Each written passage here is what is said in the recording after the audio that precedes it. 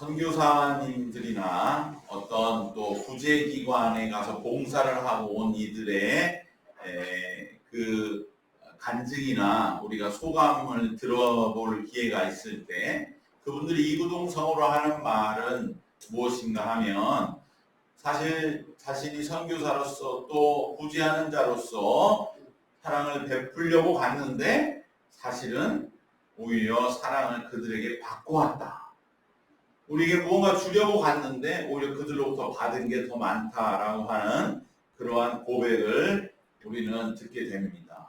어떻게 보면 정말 이구동성으로 그러한 말을 듣게 되는 경우가 정말 많이 있습니다. 이것이 사랑의 신비인 것입니다. 사랑은 주는 자와 받는 자가 고정된 것이 아니라 이렇게 반전되는 것입니다. 우리는 어떻게 보면 내가 사랑하고 내가 일방적으로 주고 내가 일방적으로 베푼다 그렇게 생각하기 쉽지만 사실은 내가 그렇게 사랑을 주면서 사랑을 실제로는 더 받고 있는 것입니다. 그렇기 때문에 사랑의 반대말은 미움이 아니라 교만이라는 말, 이것은 우리에게 사랑에 대한 새로운 길을 열어주는 것입니다. 오늘 우리가 잘 아시는 이 말씀, 선한 사마리아인의 비유에 보면 이 율법사는 예수님을 처음에 시험하려고 와서 무엇을 해야 내가 영생을 얻겠습니까? 이렇게 물어봤을 때 성경에 무엇이라고 되어 있느냐? 너는 율법사지 않느냐? 네가 사실 너무나 잘 알고 있으면서 답을 알고 있으면서 나한테 묻는 것 아니냐? 그러니까 이 율법사도 역시 신명기 6장 6절 이하에 내 하나님을 내 마음을 다하며 목숨을 다하며 힘을 다하며 뜻을 다하여 주 너의 하나님을 사랑하고 내 이웃을 내 자신같이 사랑하는 것입니다. 라고 정답을 말하고 있는 것입니다. 그러면 예수님이 28절에서 예수께서 이르실 때 내 대답이 옳도다 이를 행하라 그러면 살리라 이렇게 말씀하셨습니다. 즉 사랑을 네가 아는 게 문제가 아니라 행하는 것이다. 너무나 넌 잘 알아서 문제다. 마치 이렇게 질책하시는 것처럼 이 말씀을 하시니까 바로 이 율법사는 너무나 자존심이 상한 거죠. 속이 다 들켜버렸어요. 그러니까 하시는 다시 이 율법사가 예수님께 29절에 물어보는 그 말이 이제 문제가 되는 것이죠. 그 사람이 자기를 옳게 보이려고 예수께 여짜오되 그러면 내 이웃이 누구입니까? 이렇게 물어보는 이 물음을 우리가 잘 기억해야 됩니다. 왜? 그래야만 우리가 이 선한 사마리아의 비유를 제대로 알 수 있습니다. 왜냐하면 누가 내 이웃입니까? 이 말씀에 무엇이 담겨 있습니까? 나는 사랑을 베푸는 자인데 내가 그럼 누구까지 사랑해야 됩니까? 이 말이거든요. 사랑의 반전을 모르고 있는 거예요. 이 사람은 여전히 나는 사랑을 베푸는 자고 그렇게 살아왔고 그리고 그러면 내가 누구까지 이웃으로 여겨서 사랑해야 됩니까? 사랑은 그런 것 아닙니까? 이렇게 예수님께 물으실 때에 예수님은 놀라운 말씀을 하셨어요. 이 율법사의 생각은 사마리아인 그도 네가 사랑한다면 넌 대단히 사랑하는 자야. 훌륭한 사랑의 길을 걷고 있는 거야. 이렇게 생각해서 예측해서 예수님께 누가 내 이웃입니까? 이방인 중에 내가 어디까지 사마리아인도 사랑해야 됩니까? 예수님이라고 그렇게 얘기할 것 같거든요. 그러면 이 율법사는 그것에 반박할 수도 있는 것이죠. 율법적으로, 역사적으로 어떻게 사마리아인을 사랑합니까? 그건 하나님의 정의가 아니지 않습니까? 이렇게 예수님은 논쟁으로 끌어들이든지 아니면 그래도 여전히 그의 마음속에 나는 사랑하는 자로서 누구까지 사랑해야 됩니까? 그 정도는 내가 물을 수준이 있어서 예수님께 온 것 아닙니까? 이렇게 주장하고 싶었던 거예요. 근데 예수님 뭐라고 하십니까? 사마리아인이 너희를 사랑했다. 너네가 사마리아인을 사랑할지 안 할지 결정할 권한이 없다. 오히려 사마리아인이 제사장 레위인도 사랑하지 못하는 그 사랑을 너에게 주었다. 사랑의 반전을 말씀하시는 거예요. 예수님은 사랑에 대한 새로운 문을 열어주시는 것입니다. 이것을 우리 놓치지 말아야 됩니다. 우리가 잘 아시는 사마리아인의 비유는 단순히 불쌍한 사람, 갑작스런 흉한 일을 당한 사람, 예기치 못한 재난당한 강도 만난 자를 그저 앞장서서 구제해주고 도와주라는 단순한 비유가 절대 아닌 것입니다. 오히려 이 말씀에는 사랑이 뭐냐, 진짜 사랑을 내가 하고 있느냐에 대한 그러한 사랑에 관한 근본적인 주제에 관한 말씀인 것입니다. 여러분, 정말 내가 사랑을 하고 있는가? 사랑하며 피곤해하고 사랑하며 지쳐있다면 그것이 과연 사랑인가? 우리에게 나는 사랑하는 자라고만 생각하는 그것은 과연 사랑인가? 오히려 내가 사랑할 때 많은 사랑을 받고 있다는 것을 우리는 잊지 말아야 돼요. 그래서 우리가 전통적으로 무슨 내리사랑이니 그런 말, 저는 그렇게 좋지 않다고 생각해요. 뭐 내리사랑은 있고 치사랑은 없다. 부모가 자식에게만 주는 사랑은 있고 자식이 부모에 주는 사랑은 없다. 그건 맞지 않는 거예요. 우리가 자녀를 돌보는 게 아니에요. 자녀를 통해 사랑을 받는 거예요. 내가 사는 삶의 보람과 기쁨이 여기에 있고 그 어릴 적에 웃는 모습들을 생각해 보면 내 인생이 살맛난다. 세상에 사랑이 있구나. 내가 사랑을 받으면서 그렇게 사랑을 베푼 것이지. 저건 아무것도 모르면서 맨날 달라고만 하네. 맨날 나를 힘들게 하네. 그런 사랑은 세상에 없어. 그것은 참된 사랑이 아니에요. 그렇기 때문에 오늘날 세상의 사랑은 왜곡되고 심지어 가장 값지고 고배로 부모 자식만의 사랑마저도 이제는 사라지고 삭막해진 그러한 그저 물질만이 남은 세상이 되고 마는 것입니다. 여러분, 정말로 이 율법사와 같은 마음으로 우리가 사랑으로 힘들어하고 지쳐있고 내가 그럼 어디까지 사랑해야 됩니까? 이에 대한 예수님 오히려 사마리아인이 너희를 사랑하고 있어 라고 하신 말씀에 담긴 깊은 의미와 뜻을 우리는 다시 한번 회복해야 할 줄 믿습니다. 우리는 우선 무엇이 사랑인지에 대하여 그리고 자기 자신에 대하여 바른 판단을 할 수 있을 때 우리는 사랑할 수 있다는 것을 이 말씀 속에서 깨닫게 됩니다. 제사장과 레위인은 가장 사랑에 대해 잘 알고 가장 현명할 것 같지만 실은 바른 판단을 내리지 못했습니다. 하나님의 말씀에 익숙하기 때문에 하나님의 뜻을 가장 잘 안다고 착각을 했습니다. 하나님의 뜻은 지금 저 사람을 내가 살피고 도와주는 것은 아니라고 하는 엄청난 그러한 무지에 사로잡혔기 때문에 이 제사장과 레위인은 이미 그곳에서 멀리 이탈되고 만 것입니다. 또한 이들은 자기의 목적에 매여서 오직 자신의 길만을 서둘러 가는 그러한 사람의 모습을 통해서 이러한 자들은 진정한 사랑을 할 수 없음을 우리에게 보여주고 있습니다. 제사장과 레위인은 성전이라고 하는 분명한 목적을 가지고 서둘러 갑니다. 율법을 지키는 목적을 가지고 그는 시체를 가까이 하지 않기 위해서 그저 그곳을 떠나버립니다. 그러나 그처럼 그들에게는 성전이 중요하고 종교적인 임무가 중요하다고 여기고 있는 것입니다. 그럴듯해 보이지만 하나님은 그러시지 않습니다. 하나님은 종교적 임무와 역할이 목적이 아니라 사랑이 가장 큰 목적임을 망각해서는 안 될 줄 믿습니다. 율법의 가장 큰 뜻이 사랑이라고 하는 걸 수없이 누구보다 잘 아는 제사장과 레위인이고 암기했음에도 불구하고 머리로는 아는데 행동할 때는 망각하고 훈련되지 못했기 때문에 바른 판단과 실행에 실패하고 만 것입니다. 두 번째로 이 비유에서 우리가 놓치지 말아야 할 것은 사랑은 한 가지에만 집중해야 사랑할 수 있다는 것입니다. 모든 것을 돌파하는 힘, 즉 사랑으로 모든 것을 이기는 힘은 집중력에서 나오는 것입니다. 사마리아인이 도와준 그 강도 만난 사람은 십중팔구 유대인일 것입니다. 유대인이 사마리아인을 얼마나 멸시했는지는 더 말할 것이 없습니다.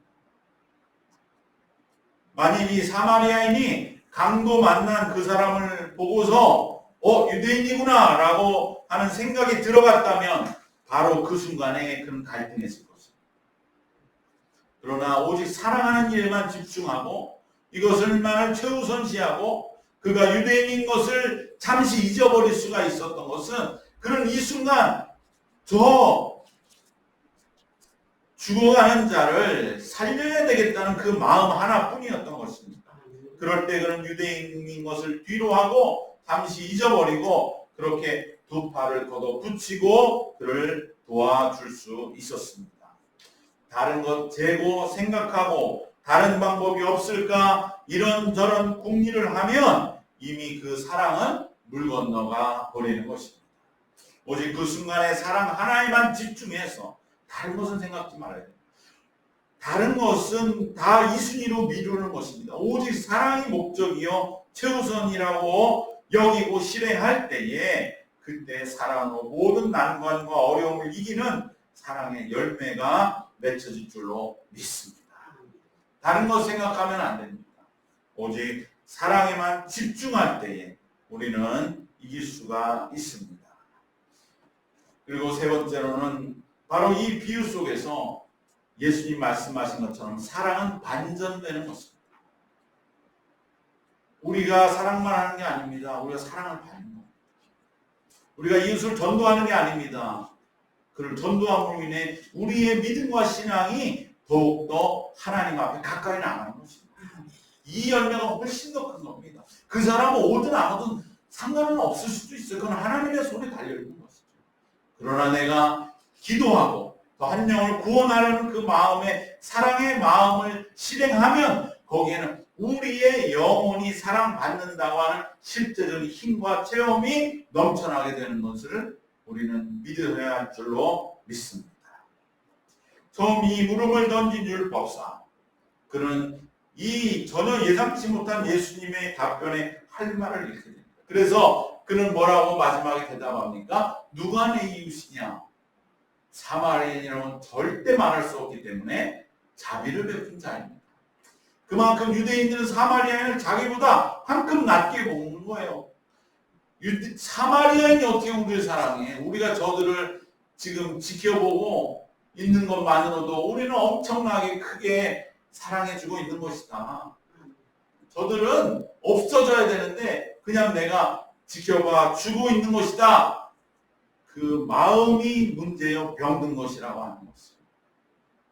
예수님은 정말 이 율법상 꼼짝 못하는 그 일을 말씀하심으로 가르쳐 주시는 것입니다. 이 말씀은 비유가 아니라 예화라는 거예요. 실제 있었던 일이에요. 예수님이 하신 비유 중에서 실제 있었던 일을 말씀하는 가장 거의 몇 개 안 되는 비유가 바로 이 사마리아인의 예화입니다. 왜 그렇습니까? 이걸 비유로 들었다가 예수님은 당시에 사마리아인을 옹호했다는 죄로 돌에 맞아 죽으신다는 거예요. 그만큼 유대 사회에서 사마리아인들에 대한 시선은 너무나 멸시하고 너무나 그들을 없어야 할 그러한 사람으로 취급했던 것입니다. 그러나 이 일은 실제 있었기 때문에 예수님 말씀하셔도 유대인들은 꼼짝 못했던 것이라는 것입니다. 유대인들은 유대인이 사마리아인에게 사랑을 베풀면 베풀었지 사마리아인에게 신세를 지고 사랑을 받는다는 생각 자체가 아예 없었기 때문에 유대인은 바로 예수님에게 누가 우리의 이웃입니까? 라고 물었던 것입니다. 그러나 예수님은 거꾸로 말씀하십니다. 사마리아인이 너에게 사랑을 베푸지.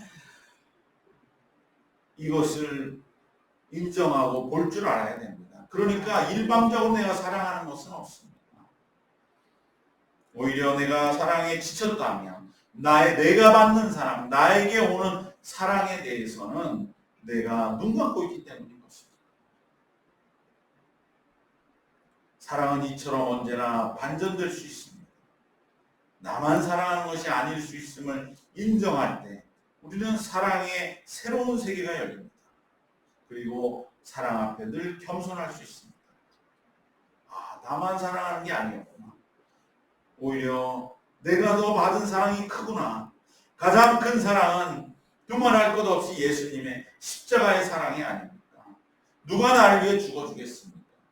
누가 나를 위해 대신 죽고 나를 살려서 내가 넘어지고 쓰러질 때마다 그 사랑으로 다시 일어설 수 있게 해주는 그 사랑을 내가 받고 있으면서도 어느덧 나는 사랑을 주는 자요 한없이 베풀기만 하는 자로 그렇게 이 유대인과 같이 되어버린 마음은 아닌 것인가 하는 것을 우리는 기억하고 그렇기 때문에 내가 사랑을 배워가야 되겠구나 라고 하는 것을 우리는 이 말씀 속에서 깨닫기를 예수님은 그 유대인에게 말씀해주고 계신 것입니다.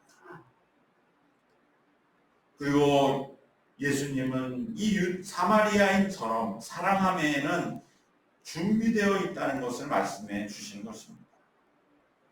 이 사마리아인의 모습이 얼마나 아름답습니까? 그는 영적과 육적으로 참된 사랑을 행함에 있어 정말 준비된 사람이었습니다. 예루살렘에서 여리고로 내려가는 길은 완전 내리막길이라는 거. 그리고 산길이라는 것입니다. 그렇기 때문에 숨을 데가 많아서 도둑이 득식을 했다.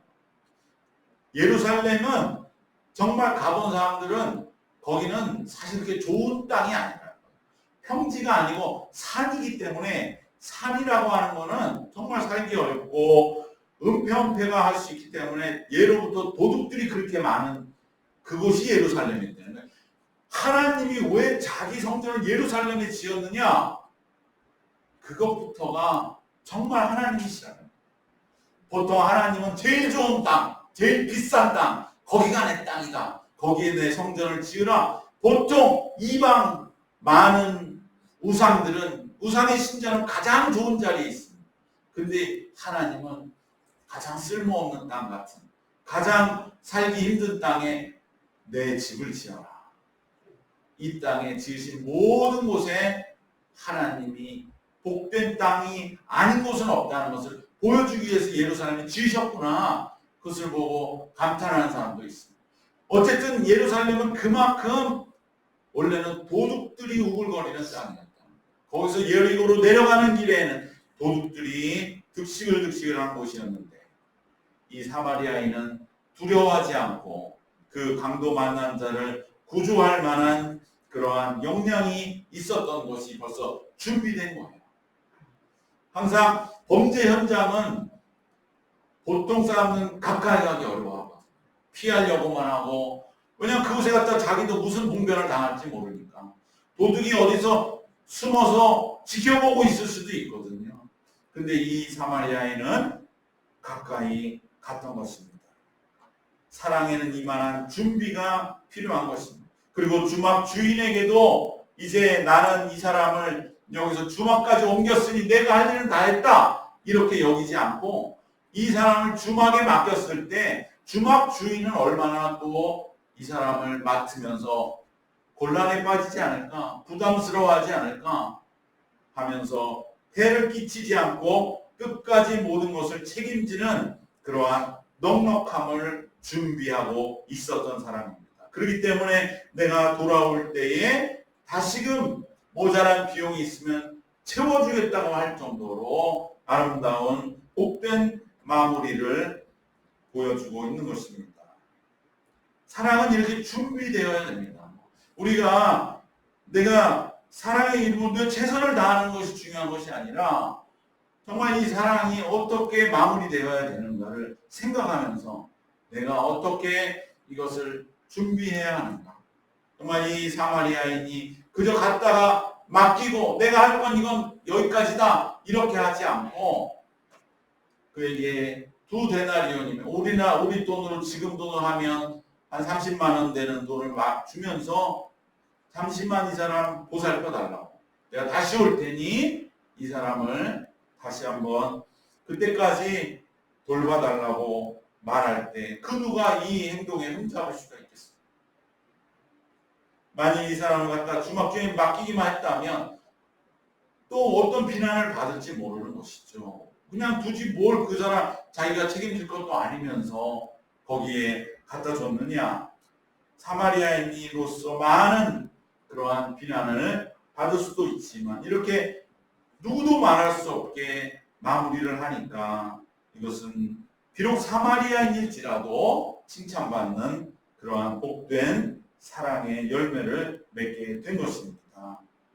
이처럼 우리도 사랑함에 있어서 중간에 우리가 지쳐서 빠질 게 문제가 아니고 내가 이걸 어떻게 마무리를 잘해야 되는가 이것을 생각할 적에 우리에게 사랑이라고 하는 것은 정말 많은 준비가 필요하고 예비가 필요하구나. 그렇기 때문에 우리는 사랑 앞에 더욱더 겸손해져야 되는 거야.